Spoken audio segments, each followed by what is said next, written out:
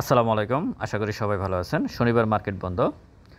আমি যে বিষয়ে কথা বলতে চাচ্ছি, আপনারা কি শর্ট টার্ম ট্রেড করবেন না লং টার্ম ট্রেডিংয়ে যাবেন? আমি দুইটাকে ট্রেডিং পারপাসে দেখব। অথবা শর্ট টার্ম ইনভেস্ট নাকি লং টার্ম ইনভেস্ট, এই বিষয়ে একটু কথা বলবো। তার আগে আমি টেক্সটাইল খাত নিয়ে একটু কথা বলতে চাচ্ছি, যেহেতু এখানে একটা নিউজ আছে। সতর্কীকরণ, এটি শিক্ষণীয় আলোচনা মাত্র। স্টক আমার কোনো বাইসেল নির্দেশ করে না। নিজে যাইতে বাইসেল সম্পন্ন করবেন। পুঁজিবাজার ঝুঁকিপূর্ণ, জেনে শুনে পুঁজি বিনিয়োগ করুন।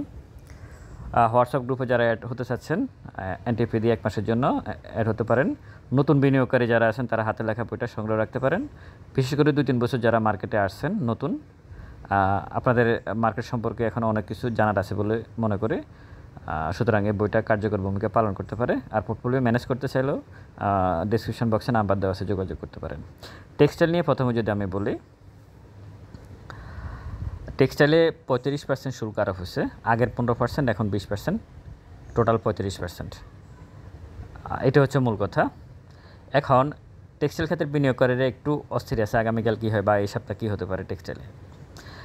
আমাদের এখানে টেক্সটাইল খাতে শেয়ার আছে 59টা। 25টা হচ্ছে জেড ক্যাটাগরি, 18টা হচ্ছে বি ক্যাটাগরি, 43টা, আর মাত্র 16টা হচ্ছে এ ক্যাটাগরি। এই বি ক্যাটাগরি, জেড ক্যাটাগরি যারা, তারা কোনো ডিভিডেন্ড দেয় না 25টা। আর বি ক্যাটাগরি যারা আছে তারা 1-2% দিয়ে বি ক্যাটাগরিতে আছে। এখন আমেরিকার শুল্ক বাড়ছে বা বাড়াইছে, যাই হোক, এখানে ট্রেডার মানে টেক্সটাইল খাতের বিনিয়োগকারীরা অস্থির কেন? শুল্ক বাড়ানোর সাথে সম্পর্ক হচ্ছে কোম্পানি ডিভিডেন্ডের। কারণ আমেরিকা শুল্ক বাড়াইছে, কোম্পানির ইনকাম কম হবে, কোম্পানি আপনাদেরকে ডিভিডেন্ড দিতে পারবে না, আমাকে ডিভিডেন্ড দিতে পারবে না। আপনি যখন ইনভেস্ট করছেন এখানে তো আপনি ডিভিডেন্ডের জন্য ইনভেস্ট করেন নাই টেক্সটাইল খাতে। আপনি জেড ক্যাটাগরি, বি ক্যাটাগরিতে যে ইনভেস্ট করছেন, ওখানে আপনি ট্রেডের জন্য ইনভেস্ট করছেন, ক্যাপিটাল গেইনের জন্য ইনভেস্ট করছেন, আপনি ডিভিডেন্ডের জন্য ইনভেস্ট করেন নাই। তাহলে শুল্ক আরও 50% বাড়ালে সমস্যা কোথায়? এত ডিভিডেন্ড তো দিচ্ছেই না তারা। সুতরাং যারা এই বিষয়টা নিয়ে অস্থির হচ্ছেন, অস্থির হওয়ার কিছু না, কারণ আপনি এন্ট্রি নিয়েছেন ক্যাপিটাল গেইনের সাথে আমেরিকার শুল্কের কোনো সম্পর্ক নাই। রহিমা ফুড বাড়তেছে, ইউনিয়ন ক্যাপিটাল বাড়তেছে, এর আগে এসালম এসপি সিরামিক বাড়তেছে। ওরা কি ডিভিডেন্ড দেয়? ওরা কেন বাড়তেছে? কোনো কারণ আছে? কোনো কারণ নাই। তাদের কাছে ডিএসসি যখন কফিও তলব করে, তারা বলে আমরা জানি না কেন দাম বাড়তেছে। তো সুতরাং টেক্সটাইল খাতেও দাম কেন বাড়বে, এটা কোনো কারণ নাই।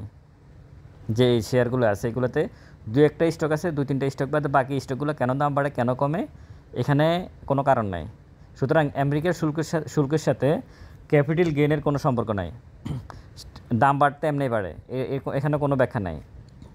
যেমন এই মুহূর্তে যে স্টকগুলোর দাম, গত 6 মাস ধরে যে স্টকগুলোর দাম প্রাইস আপ হয়েছে, এদের কোনো ব্যাখ্যা হয় নাই, এরা এমনিই বাড়ছে। টেক্সটাইল খাতে বাড়লে এমনিতেই বাড়বে। আপনি এন্ট্রি নিয়েছেন, আমি এন্ট্রি নিয়েছি ওই চিন্তা ভাবনা করে যে এটা ক্যাপিটাল গেইন নেব, আমি ডিভিডেন্ড নেব না। তো আমেরিকার শুল্কের সাথে ডিভিডেন্ডের সম্পর্ক, ক্যাপিটাল গেইনের সাথে আমেরিকার শুল্কের সাথে কোনো সম্পর্ক নয় সরাসরি। এটা হচ্ছে মূল কথা। টেক্সটাইল নিয়ে এটুকুই কথা বলা। এবার আসে শর্ট টার্ম ইনভেস্ট করবেন নাকি লং টার্ম ইনভেস্ট। দেখুন, শর্ট টার্ম ইনভেস্টের ক্ষেত্রে ইন্ডেক্স, ভলিউম, স্টক অ্যানালাইসিস, স্টকের ভলিউম, নিউজ দেশীয় এবং international, market maker SMC, smart মানি ক্যালকুলেশন, যেটা এই বিষয়টা, এই সব কিছু আপনাকে দেখতে হয় শর্ট টার্ম ট্রেডের ক্ষেত্রে। 5 দিন, 7 দিন, 10 দিন, 15 দিন, 1 মাসের যে ট্রেড, এটা হচ্ছে শর্ট টার্ম ট্রেড। এই ক্ষেত্রে আপনাকে ইন্ডেক্স দেখতে হয়, ইন্ডেক্স বাড়বে না কমবে এটা অ্যানালাইসিস করতে হয়।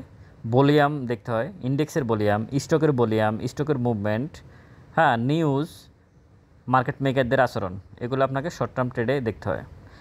এই যে আমি এই কয়েকটা কথা বললাম, ইন্ডেক্স আগামীকাল বাড়বে যদি উদাহরণ হিসেবে বলি, এটা আপনার জানা নাই, আমার জানা নাই। ভলিউম আগামীকাল কত হবে আমি জানি না। আমি যে ট্রেডিং স্টক এন্ট্রি নেব, তার ভলিউম কী হবে সেটা আমার নজরে নাই। আমি অনুমান করতে পারি, প্রত্যেকটা জিনিস হচ্ছে অনুমান শর্ট টার্ম ট্রেডের ক্ষেত্রে।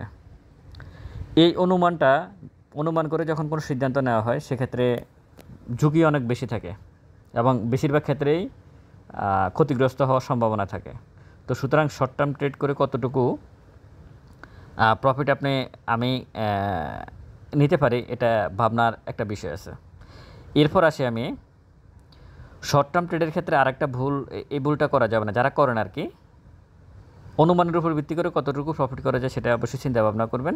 আর শর্ট টার্ম ট্রেডের ক্ষেত্রে আরেকটা বিষয়, সেটা হচ্ছে একটা স্টকে, শর্ট টার্ম ট্রেডের ক্ষেত্রে একটা স্টকে এন্ট্রি নিয়ে একটা স্টক থেকে হয় প্রফিট, না হয় স্টপ লস মেনটেন করতে হয়। কিন্তু এখানে ট্রেডাররা যে ভুলটা করেন, আপনার 10 লাখ বা 10 কোটি টাকা আছে বা 1 কোটি টাকা আছে, একসাথে সব ট্রেডিং স্টক কেনে, তখন একটা বাড়ে একটা কমে, একটা এদিকে যায় একটা ডান দিকে একটা বাম দিকে যায়, পোর্টফোলিও এলোমেলো করে দিয়ে তারপরে চুপচাপ বসে থাকে, পোর্টফোলিওর প্রফিটে যায় না। মানে অনেকগুলো একসাথে কিনে, কেনার পরে যেটা হয় সেটা হচ্ছে পোর্টফোলিও কোনোটা বাড়ে স্টক, কোনোটা কমে, কিন্তু টোটাল পোর্টফোলিও যখন ক্যালকুলেশন করে তখন দেখে যে ফলাফল জিরো। এটা করা যাবে না ট্রেডিংয়ের ক্ষেত্রে।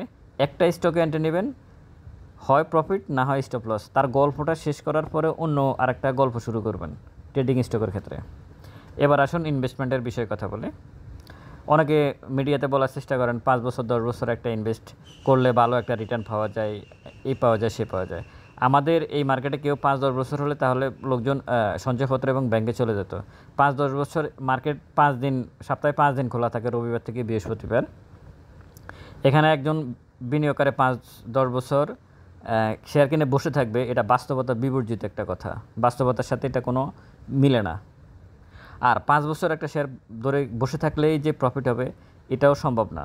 কেন সম্ভব না সেটা আমি বলি। 5 বছর আগে যারা ব্যাটবিসি কিনছে, ওয়ালটন কিনছে, সিঙ্গার বিডি কিনছে, লাফাজল সিম কিনছেন, ডিভিডেন্ড ছাড়া ক্যাপিটাল গেইনের কি কোনো ব্যাখ্যা আছে এখানে এই মুহূর্তে? আমার মনে হয় না আছে।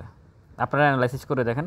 তার মানে 5 বছরের যে হিসেবটা দেওয়া হয় এটা একটা ভুল চিন্তাভাবনা থেকে দেওয়া হয়। আমি মনে করি এটা হয় না, কারণ 5 বছরে একটা ভালো স্টকের ফান্ডামেন্টাল ব্যাকগ্রাউন্ড চেঞ্জ হয়ে যেতে পারে এবং বেশিরভাগ ক্ষেত্রে হয়।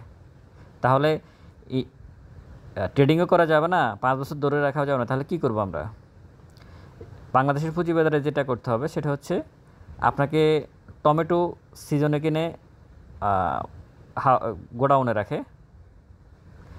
আলু সিজনে কিনে বাদাম, এগুলো যে কাঁচামালগুলো কিনে যে গোডাউনে রাখে, চাল ডাল এগুলো গোডাউনে রাখে, তারপর দাম যখন বাড়ে তখন সেল করে।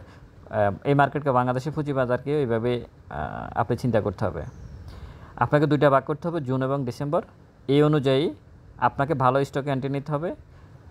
আমার যতটুকু আমার অ্যানালাইসিস ততটুকু হচ্ছে, যত ভালো স্টকে হোক আপনি সর্বোচ্চ 1 বছরের বেশি ওই স্টকে থাকার কোনো সুযোগ নাই। হয় প্রফিট না হয় লস, যেটা হবে সেটাই। আপনি যে কোনো ব্যবসা করতে লাভ লস হয় না হয়তো, তাই না? এটাকেও সেভাবে চিন্তা করবেন। এবং 1 বছরের বেশি আপনি 1 বছরের বেশি টাইম দেওয়ার কোনো স্কোপ নাই যে কোনো একটা স্টকে। আপনাকে যে কোনো পজিটিভ হোক আর নেগেটিভ হোক সেটা মেনে নিয়ে আপনাকে থাকতে হবে।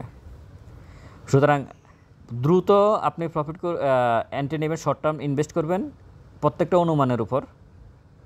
1 মাস 1.5 মাসের যেটা করবেন সেটা সম্পূর্ণ অনুমানের উপর। এই অনুমানের বিষয় বেশিরভাগ ক্ষেত্রে লুজার হয়। আর 5 বছর 10 বছরের ক্ষেত্রে আপনি ফান্ডামেন্টাল ব্যাকগ্রাউন্ড একটা স্টকে চেঞ্জ হয়ে যেতে পারে। আর এটা সম্ভবও না, বাস্তবতার সাথে মিলেও না যে পুঁজিবাজারে টাকা নিয়ে আসছে সে 5 বছর শেয়ার কিনে বসে থাকবে, এটা হয়ও না, এটা কেউ করে না, এটা কেউ করে না। একজনও হয়তো লাখে 1-2 জন থাকতে পারে, সেটা ভিন্ন বিষয়, কিন্তু ওটা করেও যে খুব বেশি ভালো ফল বয়ে আনা না। তার উদাহরণ আমাদের চোখের সামনে আছে, ব্যাটবিসি, ওয়ালটন, সিঙ্গার, লাফাজল সিম, এছাড়া আরও অনেকগুলো কোম্পানি আছে। তো সুতরাং আমাদেরকে যেটা করতে হবে সেটা হচ্ছে 1 বছর টাইম হরাইজন, 1 বছরের টাইমটা মেনটেন করতে হবে। 1 বছরের ভিতরে আপনাকে সিদ্ধান্ত, 1 বছরের চিন্তা করেই একটা স্টকে এন্ট্রি এবং এক্সিট ক্যালকুলেশন করতে হবে। এই ক্ষেত্রে আপনারা অ্যানালাইসিস করতে হবে। ট্রেডিং স্টকে কোনো অ্যানালাইসিস হয় না, সেটা অনুমানের উপর ভিত্তি করে হয়। আর ফান্ডামেন্টাল ব্যাকগ্রাউন্ডে অ্যানালাইসিস করে 1 বছর টাইম মেনটেন নিয়ে, সময় নিয়ে, 6 মাস বা 1 বছর, এই সময়ের ভিতরে আপনাকে একটা চিন্তাভাবনা করে মার্কেটে টিকে থাকতে হবে। আর মার্কেট যখন অনেক বেশি ওভারভ্যালুড হয়ে যাবে, অনেক বেশি দাম বেড়ে যাবে, পিটা অনেক বেশি, মানে মার্কেট তো সবসময় এক জায়গায় বসে থাকবে না, তখন মার্কেট থেকে আমাদের এই বাংলাদেশের পুঁজিবাজারের প্রেক্ষাপটে প্রতি 3 বছর পর পর ইন্ডেক্স একবার আপ হয় একবার ডাউন হয়, 3 বছরের গ্যাপে। এটা আপনি প্রিভিয়াস যে গ্রাফস আছে ওগুলো দেখে নেবেন, দেখে নিলে আপনারা দেখবেন যে 3 বছর টাইম মেনটেন করে একবার মার্কেট আপ ডাউন হয়। তো এটাকে ক্যালকুলেশন করে মার্কেটে টিকে থাকতে হবে। দুটো ওয়ে আছে, একটা হচ্ছে হয় 6 মাস 1 বছর ইন্ডিভিজুয়াল স্টকের ক্ষেত্রে, আর যদি ইন্ডেক্স ক্যালকুলেশন করে আপনি মার্কেটে টিকে থাকতে চান তাহলে 3 বছর। যে আপনাকে একটা স্টক কিনলেন, একবার ডাউনে 3-4 বছরের মধ্যে আপনি একবার গেইন নেবেন, এটা একটা ক্যালকুলেশন হতে পারে। আর হচ্ছে 6 মাস 1 বছর। তবে আমি এর কাছে ব্যক্তিগতভাবে মনে হচ্ছে ইন্ডিভিজুয়াল স্টক 6 মাস 1 বছরে যেটা, সেটা হচ্ছে সবচেয়ে বেশি, মানে আমাদের পুঁজিবাজারে সবচেয়ে বেশি প্রফিটের ক্ষেত্রে কার্যকর ভূমিকা পালন করে। আশা করি আপনারা পুরো বিষয়টা বুঝতে পারছেন। আমি আবারও বলে নিই, সেটা হচ্ছে সতর্কীকরণ, এটি শিক্ষণীয় আলোচনা মাত্র। স্টক আমার কোনো বাইসেল নির্দেশ করে না। নিজ দায়িত্বে বাইসেল সম্পন্ন করবেন। পুঁজিবাজার ঝুঁকিপূর্ণ। জেনে শুনে বুঝে বিনিয়োগ করুন। ভালো থাকুন। আসসালামু আলাইকুম।